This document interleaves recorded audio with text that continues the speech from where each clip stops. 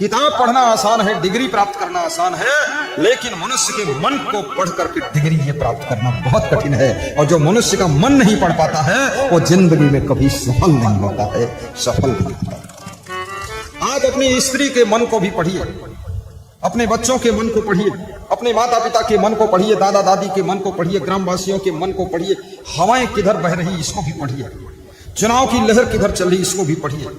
एक नेता मुझे मिला, मैंने कहा प्रचार प्रसार कम कर रहे हो, कुछ दिख नहीं रहा।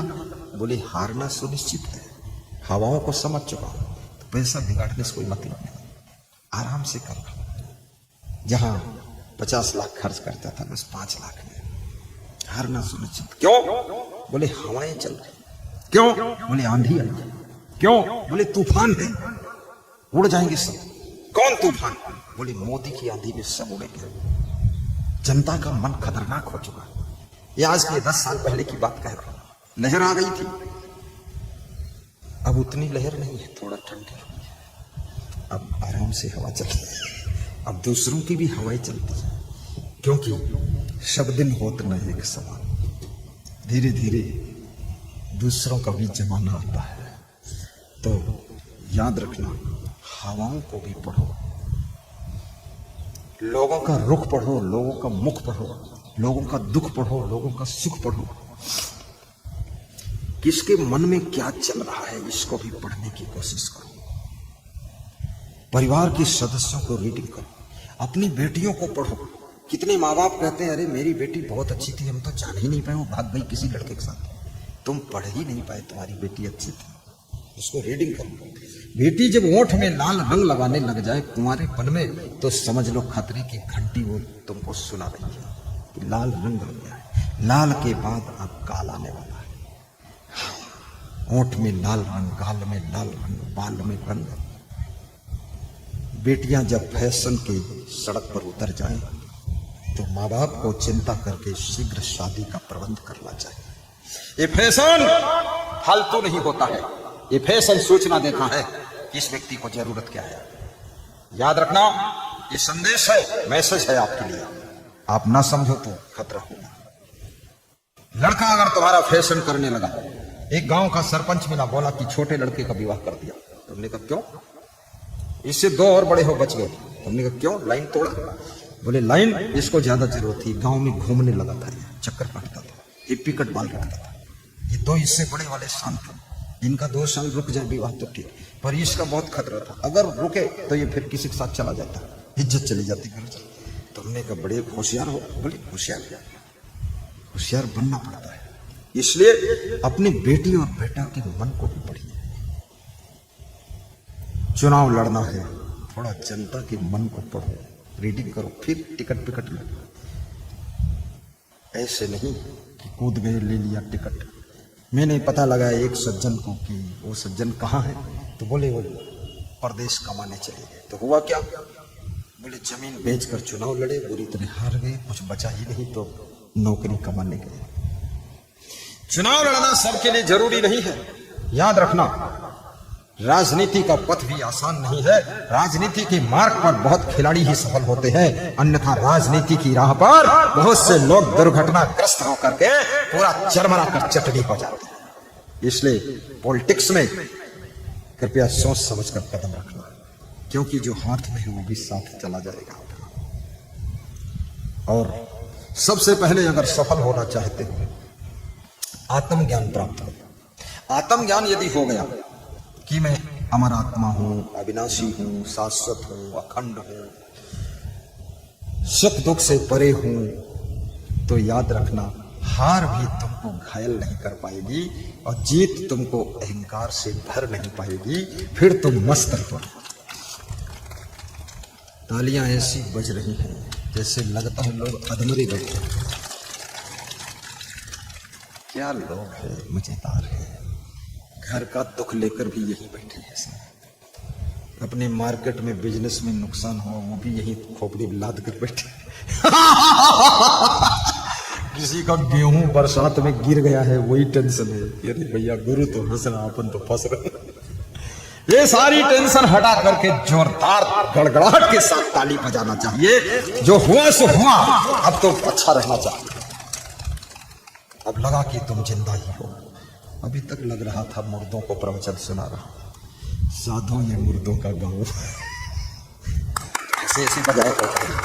हाँ, ताली बजाना भी नहीं आता, यहाँ मारते, यहाँ से आवाज थोड़ी निकलती। ये इसका मध्य बिंदु, ये पंजा यहाँ मारो, ऐसे वो आवाज। हाँ, उल्टा बजाओ। कुछ लोग तो अपन कुर्सी पीटते। विधानसभा लोकसभा में नेता लोग ताली बजाते हैं तो टेबल पीटते रहते हैं, सामने टेबल उसे पीट देते हैं। क्योंकि राजनीति के पथ पर चलने वाले लोग अथाह टेंशन में रहते हैं। बहुत चिंता का मार्ग है राजनीति, बहुत झंझट है। तुम्हारी पार्टी के लोग ही तुम्हारी टांग खींचते रहते हैं, तुम्हारी पार्टी के लोग ही तुम्हारा टिकट काटने में लगे रहते हैं, तुम्हारी पार्टी के लोग ही तुम्हारी फिजा बिगाड़ देते हैं। दूसरी पार्टी से भी जीतना है, अपनी पार्टी को भी संभाल के रखना है। परिवार को देखने का टाइम नहीं बचता है, इसलिए ज्यादातर नेताओं के परिवार बिगड़ जाते हैं, सब इधर उधर हो जाते हैं। टाइम नहीं, शरीर भी बिगड़ जाता है, न खाने का टाइम न सोने का टाइम। एक नेता मेरे पास आया, बोला 21 घंटे 20 घंटे जागता, इतनी मेहनत करता हूं गुरुजी। तो मैंने कहा 20 घंटे 21 घंटे जागते? तो मैंने कुछ नहीं बोला। हमने कहा तुम्हारा शरीर है, तुम 24 घंटे जागो, क्या फर्क। फिर मेरे गाड़ी के पास आया तो मेरी गाड़ी में मेरा बेड देखा, बिस्तर वजह ही देगा। तो बोला इसमें सो जाते हो क्या गुरुजी? मैंने कहा मैं तो 10 घंटा सोता हूं। बोला मैं तो 3-4 घंटे ही सो पाता हूं। हमने कहा तुम 8 घंटे सोना शुरू करो। बहुत जागने से भी कुछ हासिल होने वाला नहीं है और रात दिन सोने से भी कुछ मिलने वाला नहीं है। इसलिए याद रखना, कम से कम 7 से 8 घंटे की नींद लीजिए ताकि शरीर स्वस्थ रहे और हंसती हुई जिंदगी बिताइए। कर्म कीजिए लेकिन कर्म की फल की इच्छा छोड़ दीजिए, निष्काम कर्म, निष्काम कर्म करिए। तो उस नेता ने कहा कि मैं आपसे मिलूंगा। मैंने कहा मिलन तो हो गया। बोले ठीक से मिलूंगा। मैंने कहा ठीक से मिलूंगा। तो बोला यहीं आऊंगा। तो मैं संत से बोला मना कर देना, यहां मत आए, क्योंकि यहां किसी भी नेता को भीड़ दिखनी चाहिए। भीड़ कम है, आएगा तो सोचेगा ऐसा सोचेगा। तो वास्तव में जो ठीक से सो नहीं सकता है वो व्यक्ति कभी स्वस्थ नहीं रहेगा। सफलता जैसी चाहिए वैसी नहीं। हमारे तिलक लगाने वाले महान संत आपके बीच में आने वाले हैं। गुरु को प्रणाम कर चुके हैं, गायक संतों को तिलक लग रहा है। श्रद्धा से तिलक लगाना, क्योंकि ये तिलक धर्म का प्रतीक है, ये तिलक भक्ति की पहचान है, ये तिलक मानवता का चिन्ह है, ये तिलक सनातन हिंदू धर्म की पहचान है। प्रेम से लगवाना और तिलक लगवाकर तिलक की थाल में आरती का दीपक भी जल रहा है, अपने श्रद्धा से उसमें दक्षिणा भी अर्पित करना, उससे मनोकामना पूर्ण होती है। आइए, तो मैं आपको क्या सुनाना चाहता हूं, कबीर की उल्टवासी। उल्टवासी को पहले गा देता है। भंवर उड़े बबू बैठे भंवर उड़े बबू बैठे रयनी गई दीव सो चल जाई, रयनी गई दीव सो चली जाए। भंवर उड़े बबू बैठे हल हल कांपाई बालाजी, सभी जीव भरे हुए हैं। क्या होने वाला है, भविष्य की चिंता, भाग्य की चिंता, कांचे वासन टिके न पानी, काचे वाह वाह, पाषाण बहुत सुंदर। टिके न पानी उड़ी गए हंस काया को हिलानी उड़ी गए हंस काया को हिलानी कागे उड़ावत भुजा पिरानी कहे कबीर ये कथा सिरानी कहानी कथा बढ़िया वाली साहब, कोऑपरेटिव वाली। कहानी कबीर कथा सिरानी कागे बते भुजा पिरानी पीरानी, शिरानी और नानी तो पानी। हम क्या जानी, शिरानी माने समाप्त और पीरानी माने दर्द होना। कौवा उड़ाते उड़ाते भुजाएं दर्द करने लगी, भुजाओं में दर्द हो गया। और यही सब करते करते जीवन समापन की ओर पहुंच गया। काग उड़ावत भुजा पिरानी, और कहीं कबीर ये कथा से, जीवन की कथा सिरा गई। जानते हो सिरा, सिरा शब्द यहां होता है, शिरानी सिरा गई मतलब समाप्त हो गई जिंदगी। यही सब करते कौवा उड़ाते उड़ाते। और कांचे बासन टिकाई न पानी। कबीर कहते हैं कच्चे बर्तन में, मिट्टी के कच्चे घड़े में कुम्हार ने मिट्टी के बर्तन को पकाया ना हो, कच्चा खड़ा हो, उसमें पानी भर दो तो घड़ा भी पिघल करके बस बह जाता है, उसमें पानी टिकता नहीं। कांचे बासन, बासन माने बर्तन, कांचे माने कच्चे, टिकाई ना पानी, पानी रुकता नहीं, टिकता नहीं। वो मिट्टी का बर्तन कच्चा है, आग में पका नहीं है, तो उसमें पानी भर दिया तो मिट्टी पिघल करके बह गई, घड़ा खत्म, घड़े का रूप रंग भी खत्म, उसमें तुमने भर दिया पानी। कांचे बासन टिकाई न पानी, उड़ गए हंस काया को मिला। हंस उड़ गया, जैसे सरोवर से हंस पंछी उड़ जाए तो सरोवर की शोभा खत्म हो जाती, ऐसे शरीर रूपी सरोवर से ये चेतन जीव आत्मा रूपी हंस जब उड़ जाता है तो शरीर की शोभा भी समाप्त हो जाती है। ये शरीर तब तक सुंदर लगता है जब तक इसके अंदर हंस चेतन हो। कितना सुंदर शरीर का व्यक्ति हो, कितना उसका मुंह सुंदर हो, होठें सुंदर हो, आंखें सुंदर हो, हाथ पांव उंगली कलाई सब सुंदर हो, गोरा गोरा हो, गोरे रंग का बदन हो, लेकिन याद रखना जिस दिन जिस क्षण चेतन आत्मा शरीर को छोड़ता है उस दिन ये शरीर मुर्दा हो जाता है। फिर इस मरे हुए शरीर से कौन प्रेम करता है। सब यही कहते हैं दफन करो, जल्दी दफन की व्यवस्था करो, लकड़ी कहाँ से मिलेगी और क्या सामान कहाँ से मिलेगा, चलो ले चलो। और सबके चेहरों पर दुख छा जाता है। जिसका सगा कोई मर गया वो तो बहुत दुखी होता है, जिसका लगा कोई मर गया वो भी दुखी होता है, और जिसका दुश्मन मर गया वो सुखी होता है। ये बिन मारे बैरी मर गया, ठीक है छुट्टी मिल गई। आप किसी की मृत्यु से दुखी नहीं होते हैं, आपका कोई व्यक्ति अपना व्यक्ति मरता है तो दुखी होते हैं। अगर कोई आपका दुश्मन मर गया तो आप दुखी नहीं होते, सुखी होते। हर व्यक्ति की मौत आपको दुखी नहीं करती। जिनसे जिनसे आपका रिश्ता जुड़ा है, कनेक्शन जुड़ा है, संबंध जुड़ा हुआ है, बस उनकी मृत्यु आपको घायल कर देती है। बाकी तो संसार में रोज मरते ही रहते हैं। मैंने एक पुलिस जवान से पूछा, इतने मर्डर होते, ये होता वो होता, एक्सीडेंट होता, तुम लोग सब लास्ट होते हो, ये सब दुख होता है। बोले अब आदत बन गई, जैसे लोग मक्का की बोरा ढोते हैं ऐसे इनको ढो के डाल देता हूं, कुछ नहीं, अंदर संवेदना नहीं।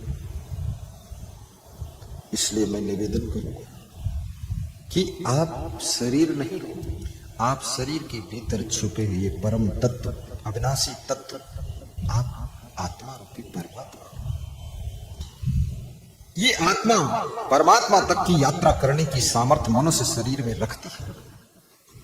राम कौन थे? वो भी तो मनुष्य के शरीर में थे, मानव थे, लेकिन एक साधारण मानव के शरीर से उन्होंने भगवान तक की यात्रा किया है। भगवान को सोचिए, शरीर तो सबको मिलता है, अब इस शरीर से होना क्या है? महान संत बनने की यात्रा में सफल होना है कि लफंगा बनना है कि शराबी बनना है, ये अवसर है। मनुष्य शरीर पा गए, इससे अब कुछ भी बन सकते। शराबी बनो, जुआरी बनो, कबाबी बनो, नशेड़ो बनो, मांसाहारी बनो, शाकाहारी बनो, भक्त बनो, महान बनो, संत बनो, दानी बनो, ज्ञानी बनो, ध्यानी बनो, विद्वान बनो, महान बनो, सेवक बनो, दयालु बनो, निर्दयी बनो, जो बनो सो बनो, बनने के लिए छूट है। लेकिन जो बनोगे उस बनने का फल तुमको ही भोगना पड़ेगा, तुमको ही भोगना पड़ेगा बनने के लिए। ये मनुष्य शरीर आपको बनने के लिए मिला है। ऐसा नहीं मनुष्य शरीर में खाया पिया सोया और मर गए, बच्चे पैदा कर, नहीं। इसमें आपको बनना है, ये कुछ बनने के लिए मिला है। क्या बनना है? जो तुम बनना चाहो बन सकते हो। भक्त भी बन सकते हो, संत भी बन सकते हो, गृहस्थ भी बन सकते हो, भगवान भी बन सकते हो, सेवक बन सकते हो, दानी बन सकते हो, ज्ञानी बन सकते हो, ध्यानी बन सकते हो, सुखी बन सकते हो, दुखी बन सकते हो, चिंतित बन सकते हो, प्रसन्न चित्त बन सकते हो। सब आपके हाथ का खेल है। ये चिंता ये व्यर्थ में नहीं आई है, कहीं ना कहीं तुम्हारी गलती है, इसलिए चिंता आई है। ये दुख फोकट में नहीं आया है, कहीं ना कहीं तुमने गलती किया इसलिए दुख आया। खूब सोते रहे, खूब उड़ाते रहे, खूब बचपन में घूमते रहे, चक्कर काटते रहे, नेपाल की दुधिया शराब पीते रहे। अब जब जवानी आई तो दूध भी नहीं मिल रहा है, दुधिया छोड़। सब गलतियां भी कर सकते हो, अच्छाइयां भी कर सकते हो, दान भी कर सकते हो, चोरी भी कर सकते हो, डाकू बन सकते हो, साधु बन सकते हो। छूट है जो बनना चाहे, लेकिन जो बनोगे उसका फल भोगना पड़ेगा। जो बनोगे, क्रोधी बनना चाहो क्रोधी बनो, बात बात में गुस्सा करो, लड़ो झगड़ो मारपीट करो। लोभी बनना चाहो लोभी बन जाओ, सहनशील बनना चाहो सहनशील बन जाओ। निर्णय तुमको लेना, फैसला तुम्हारा है, बनना तुमको है और बनना खुद ही है। ऐसा नहीं कोई और बना देगा तुमको। और बनाता तो मैं अब तक तो लाखों साधु बना देता। मैं ऐसे जंतर मंत्र करता, ओम नामतो गणपति गंगवा लल्लन पटेल नाम ने साधु भवेत, साधु बन गए फट से। मैं तो बना देता सबको बहुत ज्ञानी, मंत्र पढ़ देता, जंतर मंत्र तंत्र, और ये व्यक्ति बुद्धिमान बन जाए। अरे ये बुद्धिमान गुरु जी की वाणी सुन करके जब इसकी चेतना जागृत हो जाएगी तब ये अपनी बुद्धि का प्रयोग करेगा। जब बुद्धि का प्रयोग करेगा धीरे धीरे बुद्धिमान हो जाएगा।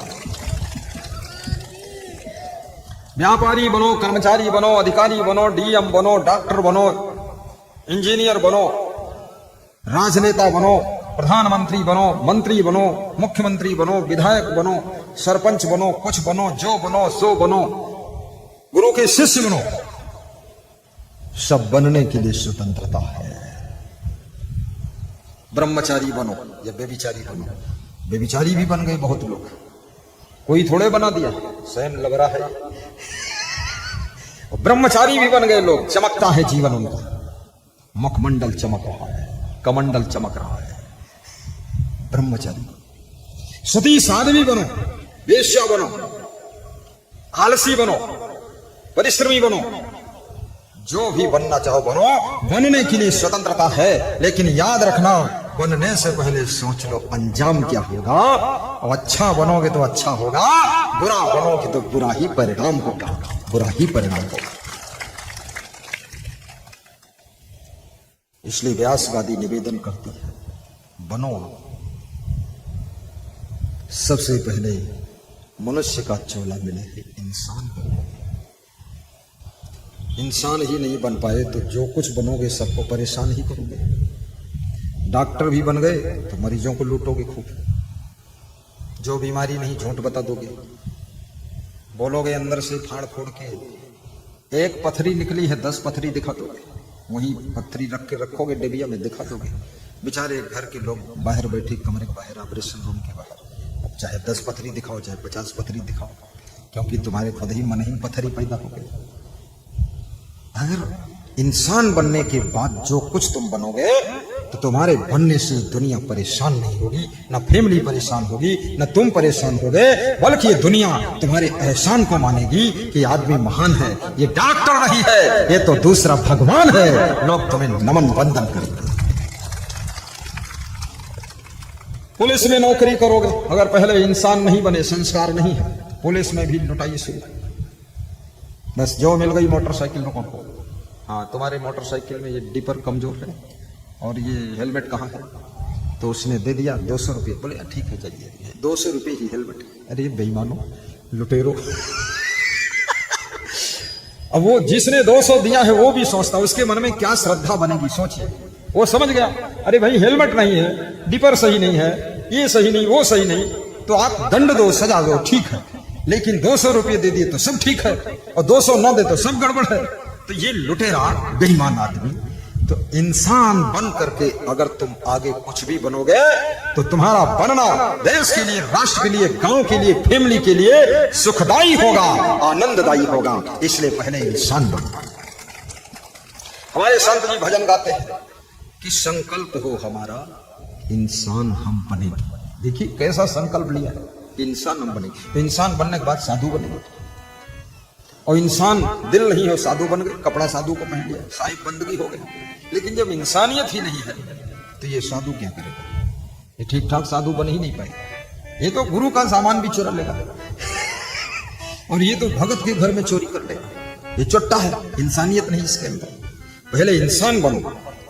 हर बहू, हर बेटी इंसान बन करके जब ससुराल पहुंचती है तो वो बहू अपने सास ससुर को परेशान नहीं करती है।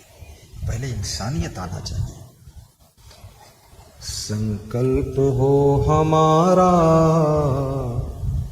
इंसान हम बनेंगे। संकल्प हो हमारा इंसान हम बनेंगे। याद रखना, डॉक्टर बनना आसान है, डीएम बनना आसान है, जज बनना आसान है, वकील बनना आसान है, पुलिस में नौकरी करना आसान है, लेकिन इंसान बनना बहुत कठिन है। इंसान बन गए तो आगे का रास्ता साफ होता है। नेता बनना आसान है, लेकिन इंसान बनना कठिन है।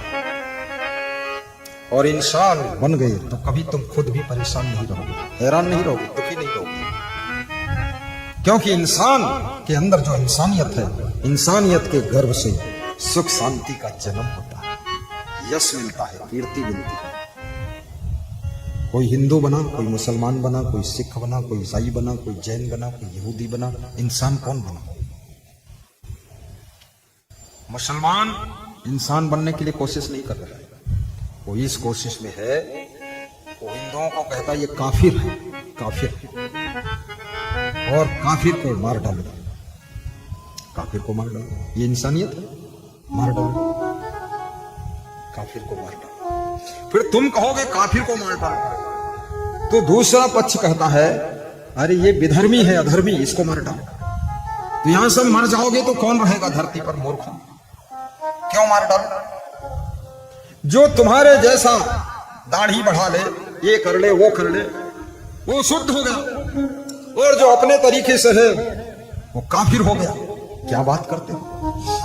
और फिर कोई जानवर, भैंस, गाय, बकरी, मुर्गा, ये कौन है?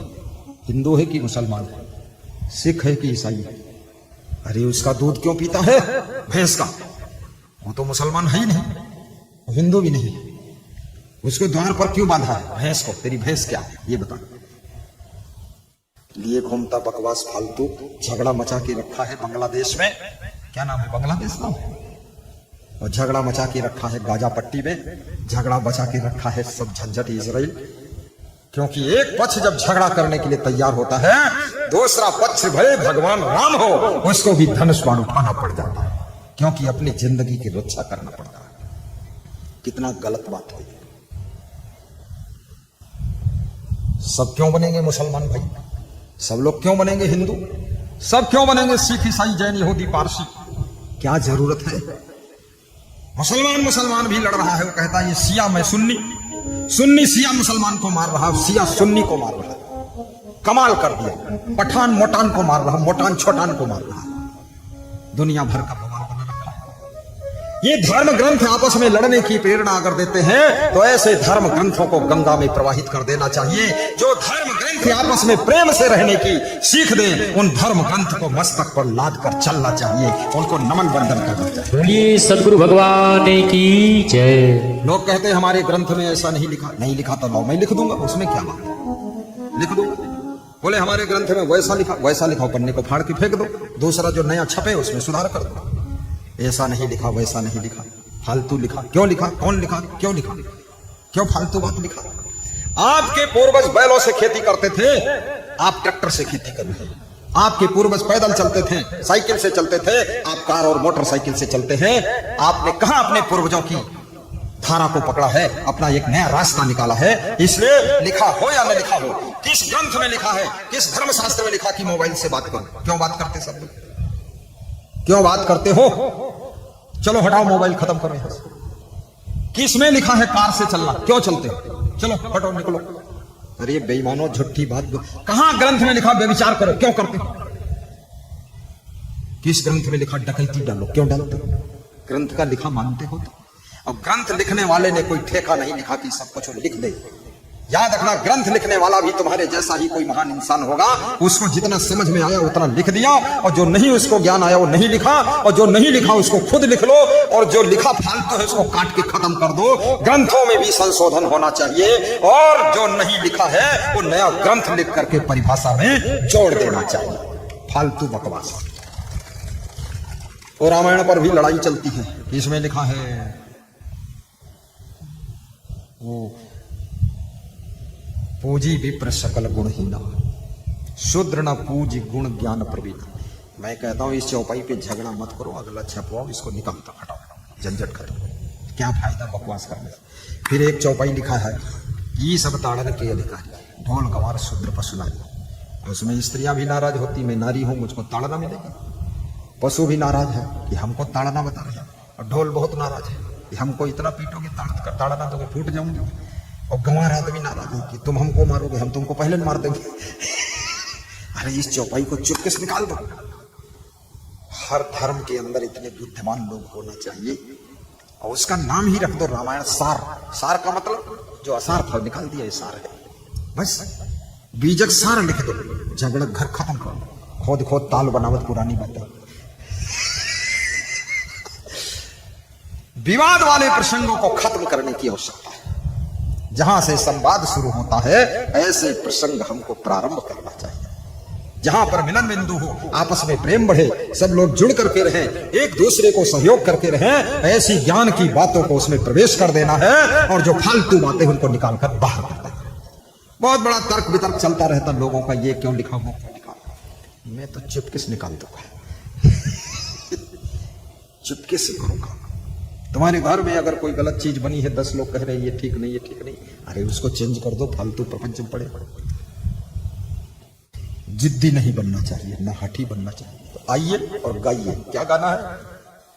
सीधे बैठो, संकल्प ले लेना, आज कल से भोजन कम करेंगे। क्या करेंगे? भोजन कम करेंगे। और फिर संकल्प ले लो कि भोजन डबल करेंगे। कुछ लोग संकल्प उल्टे लेकर जाएंगे। संकल्प हो हमारा इंसान हम बनेंगे, संकल्प हो हमारा। जिसको तुम पति बनाती हो, अगर उसमें पहले इंसानियत है, फिर तुम्हारा पति बनेगा तो तुमको निभाएगा, 10 बात सही मिलेगा।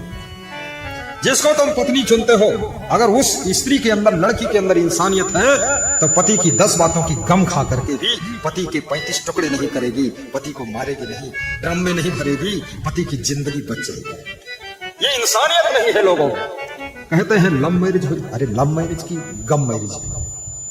लोग कहते हैं प्यार हो गया। ये प्यार 35 टुकड़े करता है प्यार? ये किस मॉडल का प्यार? ये प्यार टुकड़े टुकड़े करके ड्रम में भर देता है, ये प्यार है? ये तो गुंडागर्दी है। याद रखना, गृहस्थ आश्रम में कितनी स्त्रियां गुंडागर्दी मचा रही हैं, कितने पुरुष गुंडागर्दी मचा रहे हैं, एक दूसरे की हत्या करने पर तुले हुए हैं। ये प्यार नहीं है, ये व्यभिचार है। और ये याद रखना, सबसे बड़ा पाप है। पति पत्नी को प्रेम से विनम्र होकर रहना चाहिए, और अपने पति की रक्षा करना चाहिए, अपनी पत्नी की रक्षा करना चाहिए। राम भगवान की धर्म पत्नी सीता लंका गई, वहां से रक्षा करके सुरक्षित लेकर आए, और तुम अपनी पत्नी को मारकर बोर के अंदर टुकड़ा भर देते। वो बोर जिसमें पानी निकलता है। छत्तीसगढ़ प्रदेश में सूचना मिली कि एक पति ने अपनी पत्नी के टुकड़े टुकड़े करके बोर में भर दिया। जब उसमें किसी ने इंजन लगाया, पानी खींचने के मोटर चलाया, तो पानी निकला ही नहीं, क्योंकि उसमें तो मांस भरा था। टुकड़ा काट के भर दिया। कितनी स्त्रियों की हत्या हुई है इंसानियत के बिना। भोली भाली महिलाएं जान खो चुकी है। पहले वही पति कहता था तुम मेरी जान हो, उसके बाद उसने कहा तुम मेरी जान की खतरा हो, फिर उसने कहा कि अब तुम्हारी जान मैं ले लूंगा, तुम जानती नहीं मैं जान लूंगा। मर गई। नहीं, गलत है, पाप है। अपने पत्नी एक लड़की आपका आसरा मानकर आपके घर आती है, आप 500 बाराती 1000 बाराती जाते हैं शादी करने, वो अकेली वहां से विदा होकर तुम्हारे विश्वास पर आती है। उसको मारना, पीटना, गाली देना, दुख देना, उसको प्रताड़ित करना, ये महापाप है।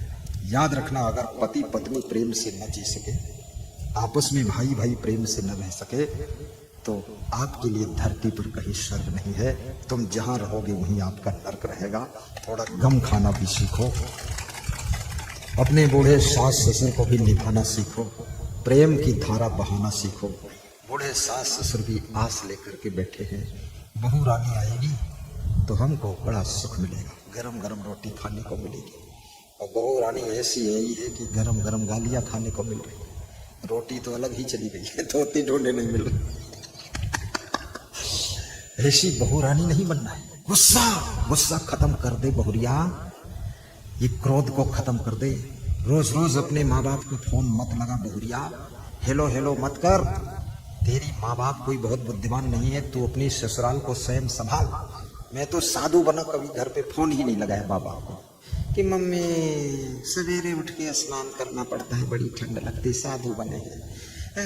पापा यहाँ तो बहुत घूमना पड़ता, कमंडल लेकर भगत के घर जाना पड़ता है।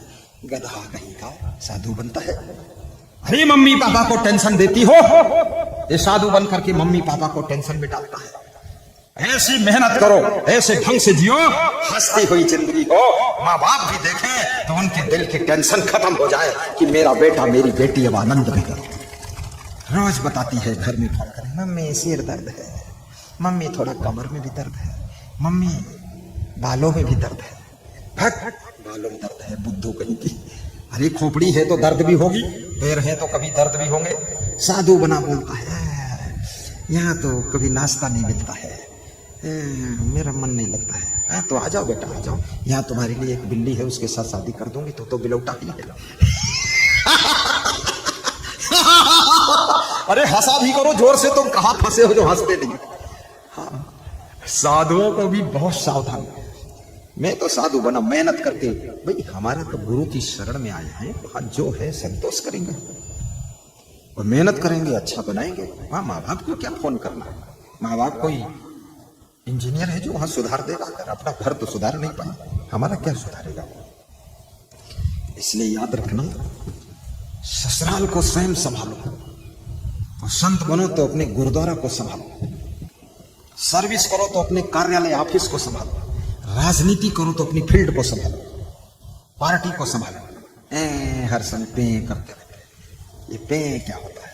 संतोष भी रखो। मैं सन 1987 से लेकर के 1993 तक तो नाश्ता मिलता ही नहीं था। जिस समय हम साधु बने, नाश्ता की रिवाज ही नहीं थी कि बर्फी पेड़ रसगुल्ला, इतनी दुकानें भी नहीं थी और कोई लाता भी नहीं था, किसी के पास पैसा भी नहीं था।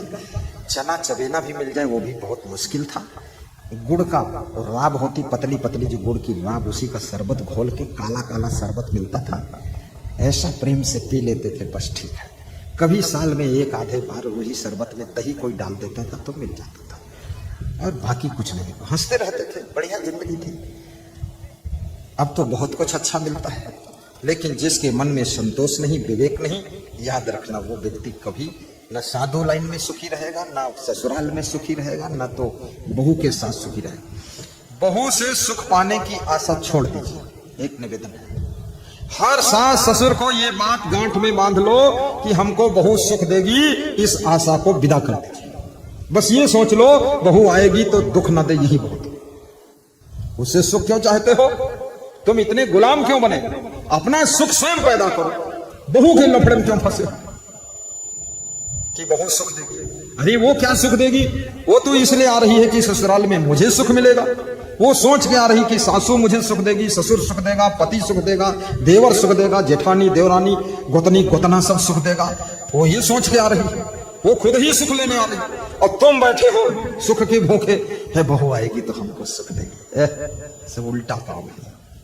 कोई नहीं, कितने पति सोचता है पत्नी आएगी तो सुख देगी। अरे वो सुख देगी, वो बहुत दुखी है, वो तो अपने सुख के लिए तुम्हारे पास आ रही। वो सोचती पति के पास जाऊंगी तो पति मुझको सुख देगा, वो अपने सुख के लिए आ रही। और तुम यहाँ मुंह फैला कर बैठे हो कि पत्नी हमको सुख देगी। वो क्या सुख देगी, तुम क्या सुख दोगे? अपना अपना सुख स्वयं पैदा कीजिए, अच्छे विचारों से जिंदगी जियो, भक्ति करो, शाकाहारी बनो, आप तो सुख के सागर बन जाओगे। कोई दुख रहेगा ही नहीं। कहां है दुख संसार में? दुख तो आपकी गलतियों से ही पैदा होता है। जीवन में जितने दुख दिखते हुए निज दोषों के कारण है, पर जिसको इतना ज्ञान ना होगा दोष मिटाना क्या जाता। शक्नोती है यह सोहम प्राक शरीर विमोक्षणात् काम क्रोधोद भौम बेगम सह युक्ता स सुखी लगा। कौन सुखी होता है? ना सासू, न बहू, न ससुर, न पति, न पत्नी, न बेटा, न बेटी, न गोतनी, न गोतना, कोई नहीं सुखी होता। न गुरु, न चेला। कौन सुखी होगा? वो सुखी होगा जो ये काम करेगा। क्या काम करेगा? मैं बता देता हूं। शक्नोती है या सोढ़ुम प्राक शरीर विमोक्षणात्, जो ये शरीर के नष्ट होने से पहले, मरने से पहले इस शरीर में उत्पन्न हुए काम और क्रोध के वेग को, तूफान को कंट्रोल में करना जानता है, वही सुखी बनता है। और उसी को योगी कहा जाता है, उसी को महान पुरुष कहा जाता है। दुख आया कहां से? अंदर झांक कर देखो, काम क्रोध लोभ मोह ईर्ष्या द्वेष के कारण दुख आया। काम क्रोध मद लोभ लुटेरा, काया नगर किए हैं बसीरा। काया नगर में ये बस रहे हैं चट्टे। काम क्रोध लोभ मोह। तुम्हारा अपमान कोई करने की फुर्सत नहीं किसी को, लेकिन गलतियां करोगे तो अपमान होगा ही। अच्छे कार्य करोगे सम्मान होगा ही। शुभ कर्म करोगे तो यश होगा ही। पाप कर्म करोगे तो अपयश होगा ही। तुम कहते हो उन्होंने मेरा अपमान किया, ये किया, वो किया। अपने में झांक कर देखो। ज्यादा क्रोध करोगे आपका घर बिगड़ेगा। ये गुस्सा तुमको भूसा बना देगा, ये लोभ तुमको नरक बना देगा। कितने नेता जेल मंत्री थे और लोभ किया, लालच किया, काम वासना को कंट्रोल नहीं कर पाए, जेल मंत्री होकर अब जेल में रह रहे 10 साल से, वो जेल में पड़े। सोचिए, कोई हम थोड़े तुमको जेल में भेजे, तुम क्यों काम वासना में फंसे, क्यों दूसरी लड़कियों के चक्कर में फंसे? कौन कहा था फंसने तुमसे? कितनी लड़कियों के टुकड़े टुकड़े हो गए। क्यों प्यार किया तुमने? अपने माँ बाप से प्रेम नहीं है, सास ससुर से प्रेम नहीं है, ये तंबूड़ा नाच से प्यार किया। प्यार किया है तो मार डाला है, और क्या है? क्या जरूरत प्यार करने की? अपने आप मनमानी घूम रही हो, चक्कर काटती हो। साधु का भी अपमान कोई नहीं कर सकता, किसी को फुर्सत नहीं। ना साधु को कोई मार सकता। साधु गलती करेगा तो मारा ही जाएगा, उसको लोग ठोकेंगे थोड़ा, 2-4 मुक्का तो मारेंगे। बदतमीजी करते हो और साधु का भेष पहनते हो, गलत काम करते हो। याद रखना, किसी को फुर्सत नहीं है कि तुम्हारा अपमान करे, तुम्हारे साथ झगड़ा करे, लेकिन आपकी गलतियां तुम्हारा अपमान करा देती है। अगर आपको कुछ करना है तो अपनी गलतियों को मारिए, बुराइयों को मारिए, आदतों को मारिए, फिर देखिए संसार में निष्कंटक तुम्हारा राज्य होगा, चाहे जहां रहो सुखी रहोगे। जाही की विवेक ज्ञान ताही को कौशल जान, जाही और जाही ताको ताही और सुख है। जैसे कोई पवन पंजारे पहिर चला जाए, काटे न पवन का उसी कोई दुख है। कोई जबरदस्ती आपको शराब नहीं पिलाता, कोई जुआ जबरदस्ती नहीं खिलाता। आप स्वयं गलती करते, जुआ खेलते, शराब पीते हैं, घर बर्बाद करते हैं, छत डालने के पैसे नहीं और दारू की बोतल चल रही है। गलती आपकी है, क्या जरूरत है? दारू पियो फिर भोजन मत खाओ, फिर चलो पी लो दारू। दारू में ही स्नान करो, पानी मत पियो, दूध मत पियो, चाय मत पियो, काफी मत पियो, फिर भोजन भी मत खाओ, पूरा दीवाल बेच के दारू पी जाओ। अरे मूर्ख, दारू पीने से जिंदगी नहीं चलती है। याद रखना, कपड़े में लगा हुआ मैल धोने के लिए तुम साबुन खरीद लाते हो, और जिंदगी में अगर बुराइयों का मैल लग गया है तो इसके लिए सत्संग का जल ले लीजिए और भक्ति का साबुन ले लीजिए और गुरु के घाट पर चले जाइए और गुरु धोबी है उससे धुलवा लीजिए। जिंदगी में दाग खत्म हो जाए, जिंदगी निर्मल हो जाए।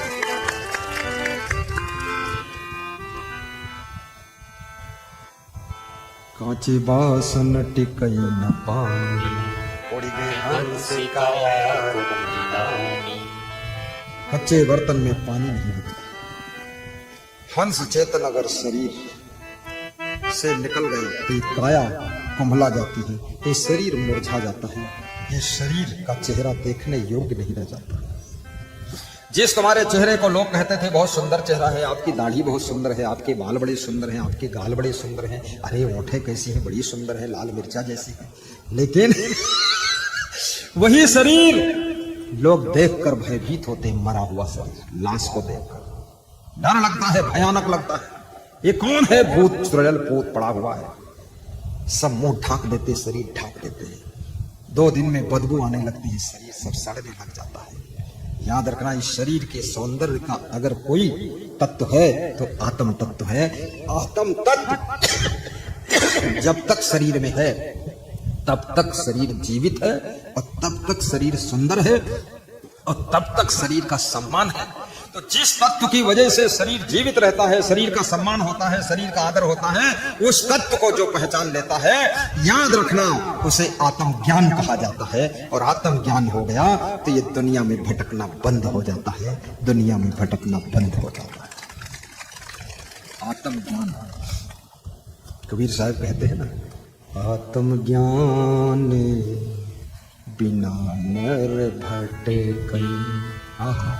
भटकाए, बहुत लोग भटक रहे हैं, केदारनाथ जाते हैं भटकते भटकते।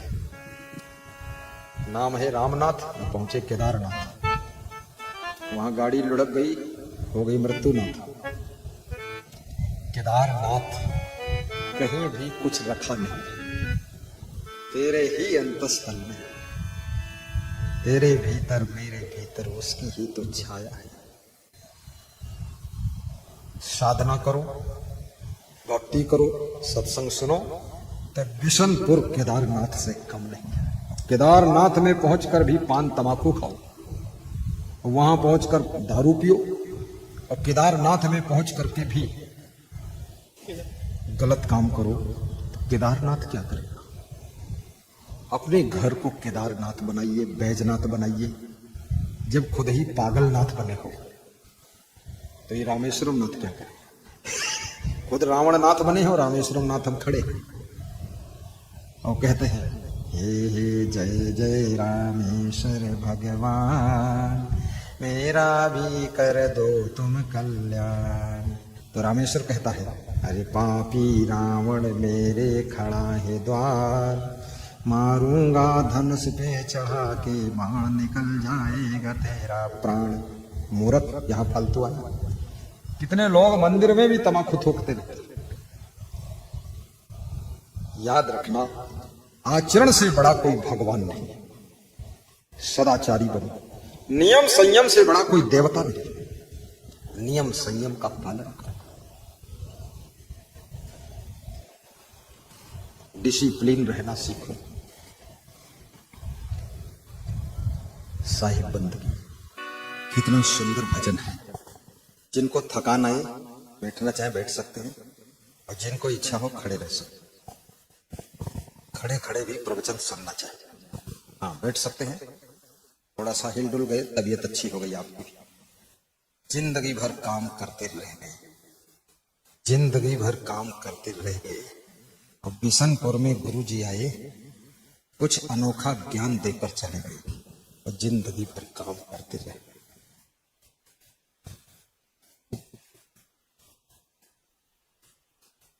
जब केवट भगवान राम से नाव लाने के लिए इनकार कर देता है, भगवान राम सोचते हैं कि अयोध्या छोड़कर वनवास के लिए निकला हूं। एक छोटा सा व्यक्ति केवट भी इनकार कर रहा है, लेकिन भगवान को क्रोध नहीं आता। भगवान सोचते हैं कि इस केवट की भावना क्या है, जरा इस भावना को समझो। केवट की भावना है कि आपके चरण पखारूं, चरण धोना, चरण पखारना, ये भक्ति का प्रथम अंग। चरणामृत पान करना, ये भक्ति की महत्ता है। परिवार के साथ चरण पखारना, पति पत्नी, माता पिता, बेटा बेटी, बहू, सब मिल करके चरण पखारे, आरती करे। केवट ने सिखाया। केवट ने अकेले चरण नहीं पखारे, अपनी पत्नी को भी बुलाया कि आप भी आइए, बच्चे भी आ जाए। भक्ति हमेशा परिवार के साथ करना चाहिए। पूरा परिवार भक्ति के रंग में रंग जाए। घर में कोई दूसरा रंग ना हो, तीजा रंग नहीं, सबके ऊपर भक्ति का रंग चढ़ जाए, फिर वो परिवार भगवत परिवार है, सदगुरु का परिवार। फिर हम कह सकते हैं, हम सेवक परिवार समेता, नाथ न सकुचो आय सुदेता। ये नाथ, आज्ञा देने में संकोच मत करिए। हम परिवार के साथ आपके भक्त हैं। नाथ सकल संपदा तुम्हारी, मैं सेवक समेत सुत नारी। वे लोग कितने किस्मत वाले हैं जिनके पुत्र भी भक्ति करते हैं, पुत्री भी भक्ति करती है, और पति भी भक्त है, पत्नी भी भक्त है, माँ बाप, सास ससुर, गोतनी, देवरानी, जेठानी, सब भक्ति में डूबे भी है। उस घर के सुख का वर्णन जीवा करने में असमर्थ है, क्योंकि सच्चा सुख भक्ति से ही मिलता है। सब दुखों से मुक्ति केवल भक्ति ही दिलाती है। याद रखना, भक्ति का मार्ग भरपूर सुख देने का मार्ग। गुरु की भक्ति का बड़ा महत्व है। गुरु से नाम दान लेना, गुरु से कंठी माला पहनना, गुरु दीक्षा लेना, गुरु मंत्र सुनना। भगवान राम ने भी गुरु भक्ति किया था। गुरु भक्ति तुम्हें इंसान से भगवान बनाने तक की यात्रा में मदद करती है। तुम्हारा जीवन साधारण नहीं, तुम अपने जीवन को संभालो। अपने माता पिता की भी भक्ति करो, उनसे शुद्ध और निष्काम प्रेम करो।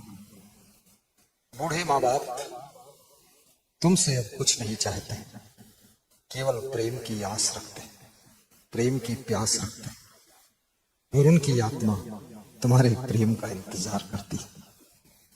बूढ़ों की खुराक, बूढ़ों का भोजन केवल और केवल तुम्हारे प्रेम से ही उनको तृप्ति मिलती है। घर हो, परिवार हो, समाज हो, जब प्रेम बढ़ता है कमियां दूर होती है। जहां प्रेम कम है वहां कमियां बढ़ती, नखरे बढ़ते। शुद्ध प्रेम को भक्ति का नाम विद्वानों ने प्रदान किया। गुरु से अगर पूर्ण प्रेम है तो याद रखना, ठंडी और गर्मी, दिन और रात, बरसात और मौसम कुछ भी हो, लेकिन उनकी सेवा करने में खुशी होती।